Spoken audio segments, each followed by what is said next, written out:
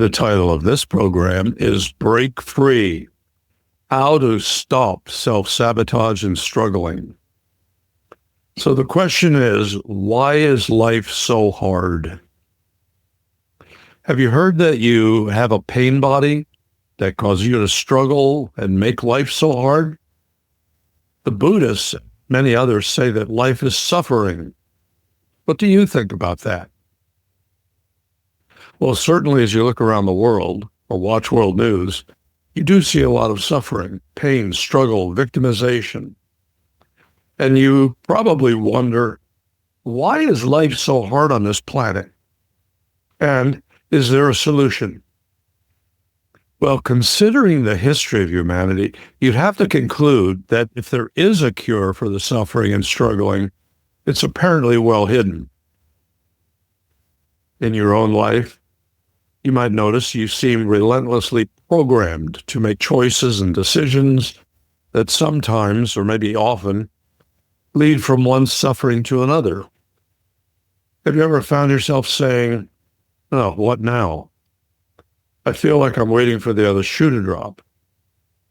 And what that means is anticipating something negative or undesirable is going to occur after you've maybe had something seemingly good happen. You might even think, well, this is just too good to be true. Surely it won't last. So it was probably just good luck. Have you ever noticed a little voice inside your head, some people call their conscience, that criticizes you? It plants doubt that you can do well, tells you that you're not smart enough, you're not good enough, you'll never get it right. And this negative self-talk rattling around inside your head, it's actually coming from your subconscious mind. And it can cause you to second guess and doubt yourself and make you feel pretty worthless, and then program you to make bad decisions and even fail.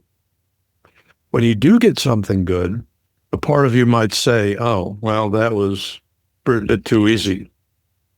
You might need to sweat a little bit more so you can feel like you've earned it. This voice exists because everyone has inadvertently made contracts with themselves. These contracts are why life continues to be so hard. The contracts, as I'm calling them, have two major components.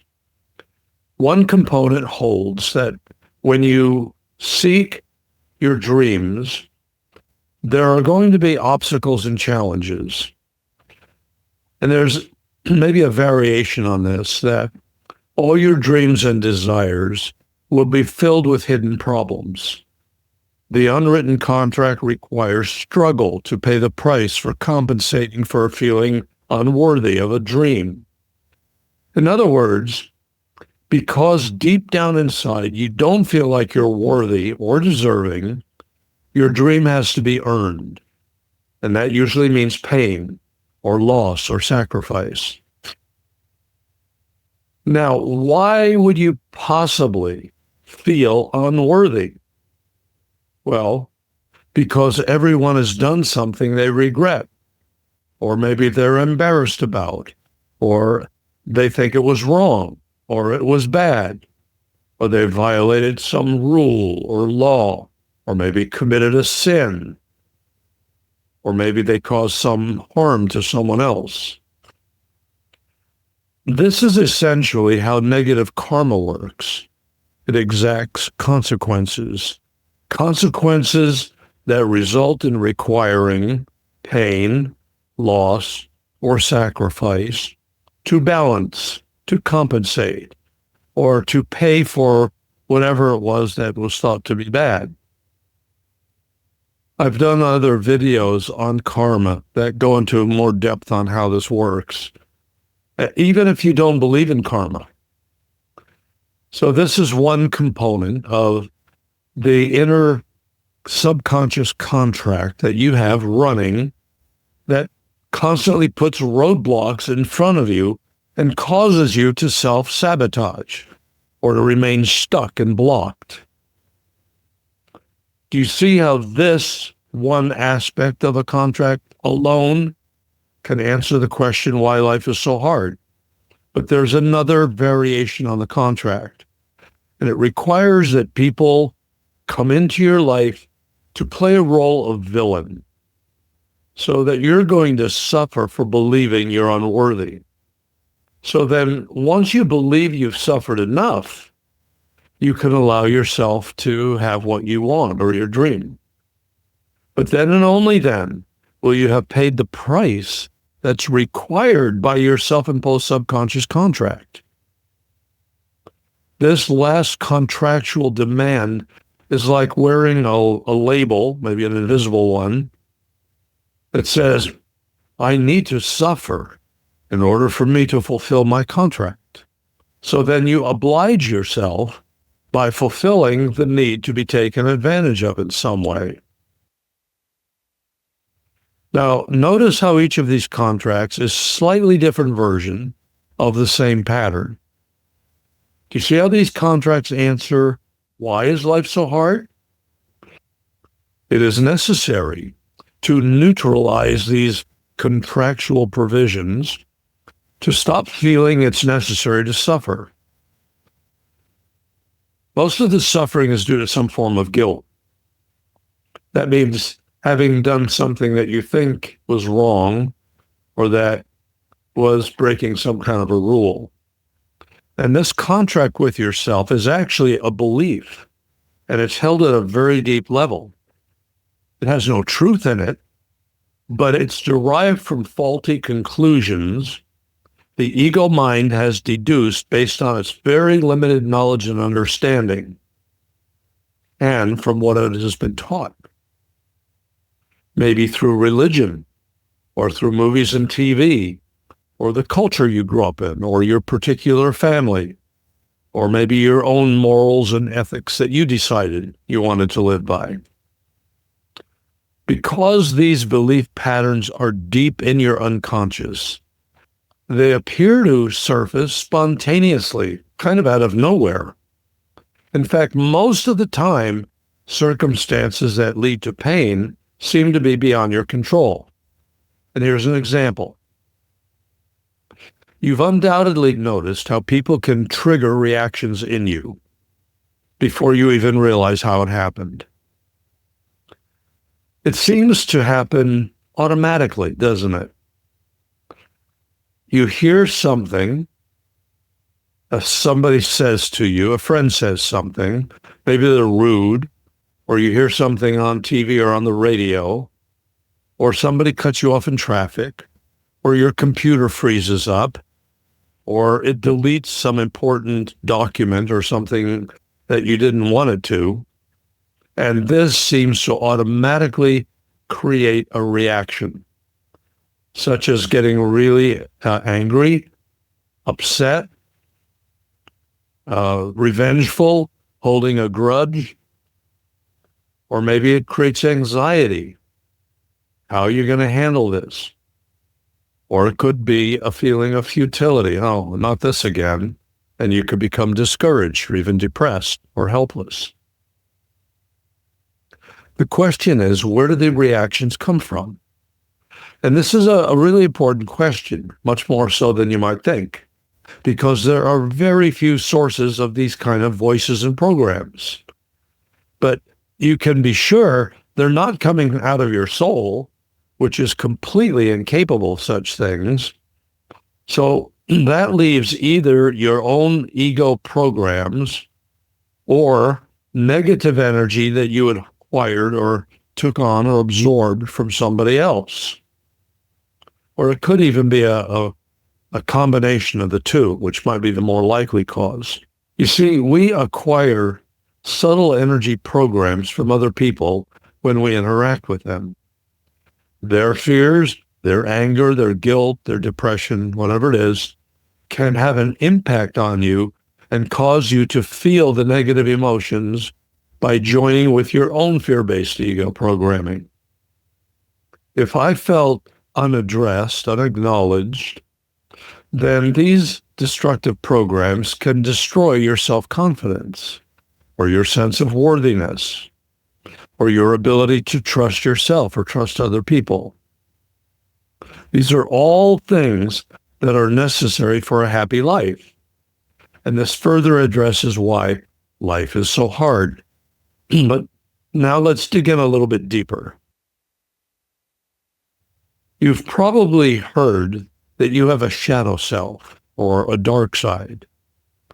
Some might call this your pain body, and it is more commonly referred to as your ego or your ego personality. I distinguish the pain-causing aspect of the ego as negative ego. Negative ego is a destructive force that can take over your life if you let it. The negative ego is a complex collection of thought forms and ideas and beliefs that work like a program running in your subconscious mind. But it could also be in other places. It could be, for instance, in your aura or in your chakras.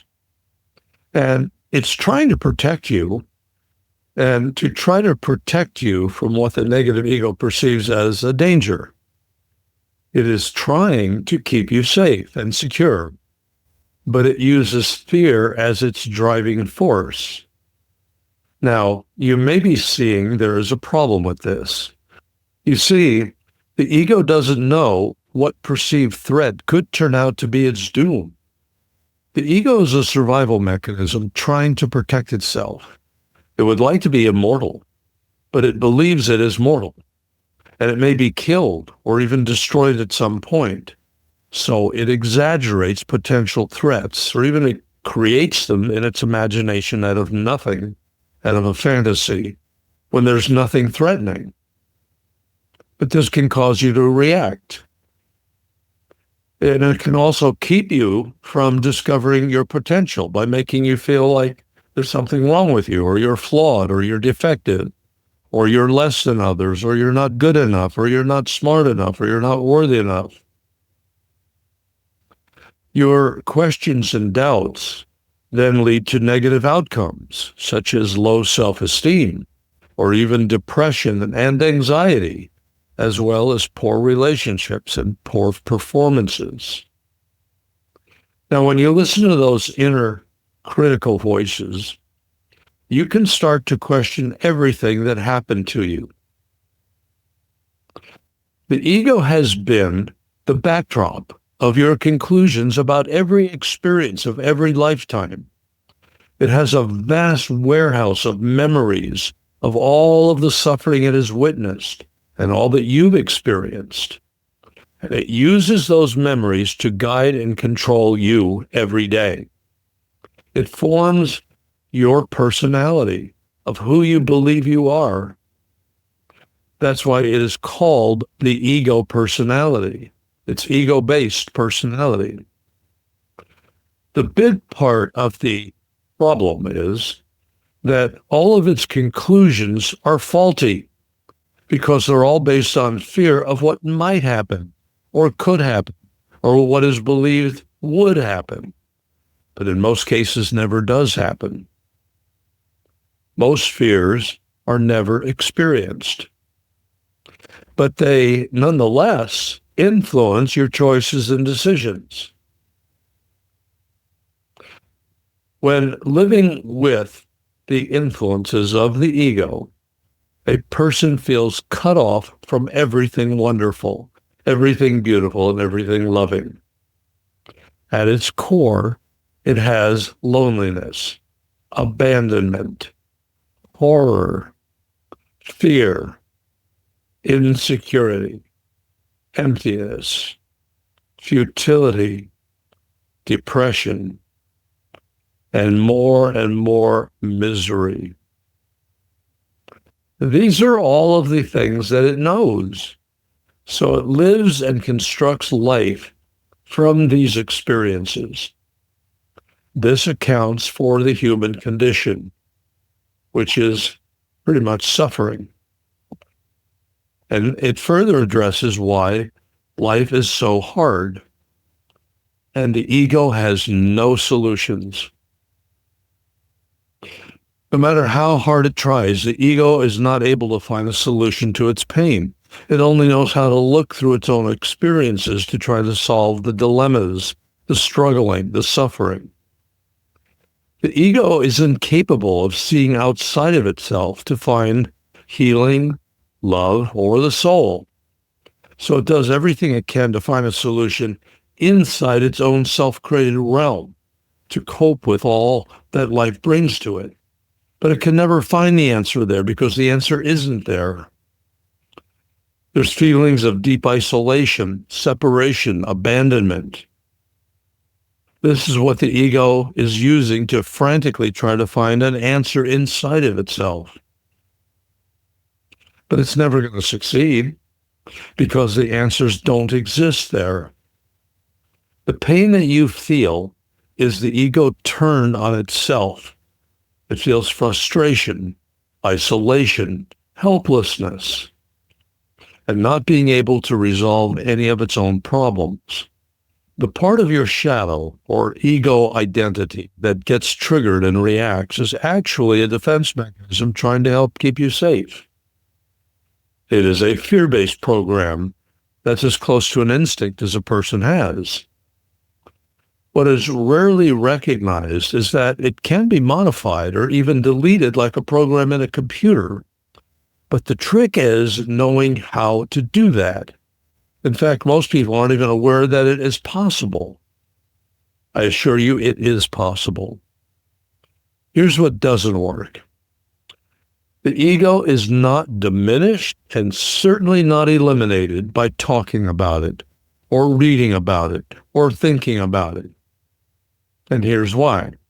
Since the ego lives in your deep unconsciousness, you must be in a meditative state to even access it in a way that's necessary to heal it or clear it. Once you access its deep beliefs and needs, you can then systematically start dismantling it. But first you have to identify the untrue components that make it up, because you'll only clear what you identify. Otherwise, the ego programs will continually recycle. The ego will not go away through any analytical or intellectual process. You must address it on a feeling level experientially. If you can feel it, you can heal it.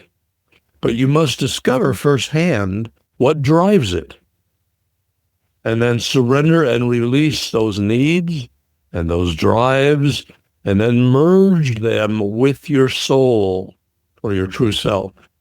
This is called the soul merge process. People will cling to their painful reality like a drowning person clings to a board floating in the ocean. They cling to it for dear life.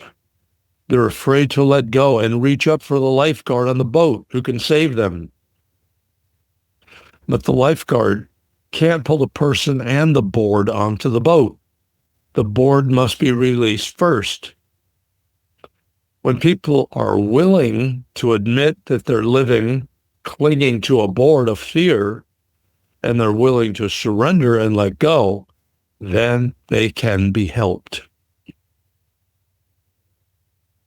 So, as you neutralize the effects of the ego by merging with the higher aspects of your soul, you're going to awaken to a whole new way of viewing yourself and all of your life experiences.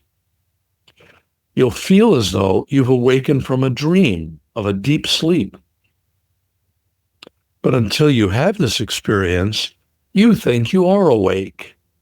You think you're directing your life through conscious decisions.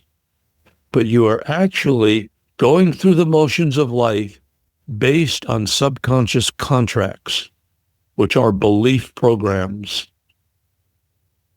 And essentially, everything in your life, everything about you is rooted in your subconscious beliefs. Of course, it takes time to transition from an ego-based life to a soul-integrated one. You have to look at the choices that you're making. Look at your reasoning process that caused you to make your choices. Why do you have negative emotions? Why do you have reactions? Reactions that sabotage you from manifesting the relationships in life you want. All the creative and attractive forces affecting your life are all submerged in your subconscious. They essentially hold you in place. And to free yourself, you must surrender all the irrational, ego-based defense mechanisms. They're driven by wants, desires, and needs. You see, the ego-based mind believes it needs everything that it holds on to because it uses everything to protect and defend itself. It doesn't know any other way to do it. And yet all the tools and resources that it uses leads ultimately to pain, suffering, struggling, even if they seem to give you some temporary relief, because the subconscious programs will always work their way to the surface over time, and they create every conceivable problem you experience. Become aware of the part of you that wants what it doesn't have.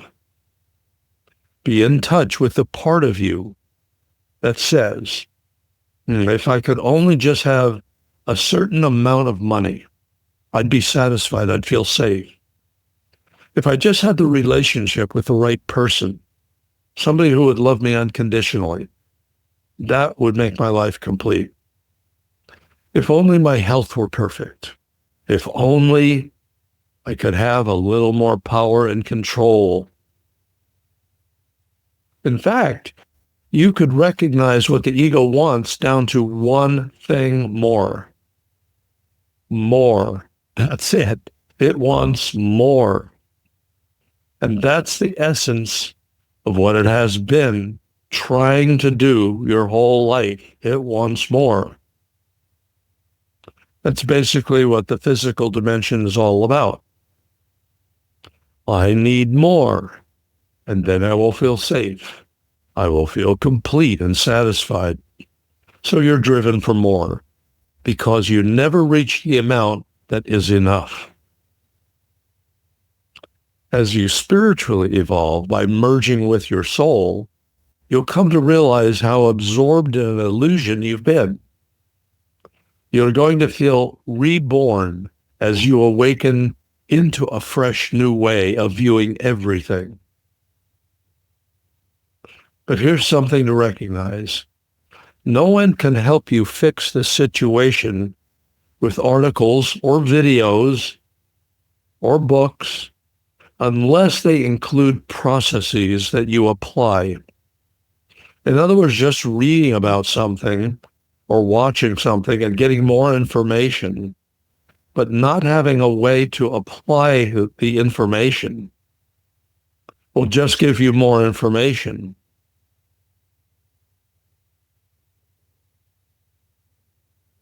And that will keep you right where you are. You need to establish a program of processes that lead you to the evolution that you want. I've created about 200 audio programs that are all on my website, and I've created every one of them containing tools and as well as instructions and guidance on how to put an end of self-sabotage and struggling and go beyond the ordinary to the extraordinary, all to help you discover what it really means to be spiritually evolved.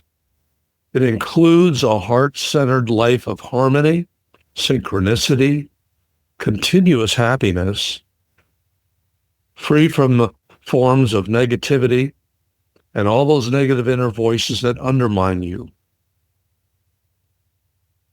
It's just simply not practical to cover all that you need to know in my videos. So I've been putting a lot in my books and in my audio programs. As you address the ego fears and needs and merge with the light of truth in your soul presence, what was feared vanishes. It actually disappears. I know that it's kind of hard to believe because you've experienced different forms of fear your whole life. You experience anger. You experience guilt. You experience all kinds of worries. You experience confusion. And it just seems like that's what it means to be a human being. I explore this much further with how step-to-step processes in my book, Handbook of Enlightenment and Ascension. There's a chapter on surrender, which goes through details of how you do that. You must reach beyond your ego-dominated mind programs, because if you fail to do that, you'll continue to create more struggle and more suffering. And this can be your time to fully wake up to the forces shaping your life. And there are simple tools that you can utilize to clear things. You can clear away these ego obstacles and integrate the highest spiritual awareness possible. So to get you started, besides my handbook for enlightenment, I'd suggest you get my 3 audio programs titled Soul Merge, Energy Neutralizer, and Miraculous Light. Those 3 programs will help you a tremendous amount getting started. Until the next time now, I'm Jonathan Parker.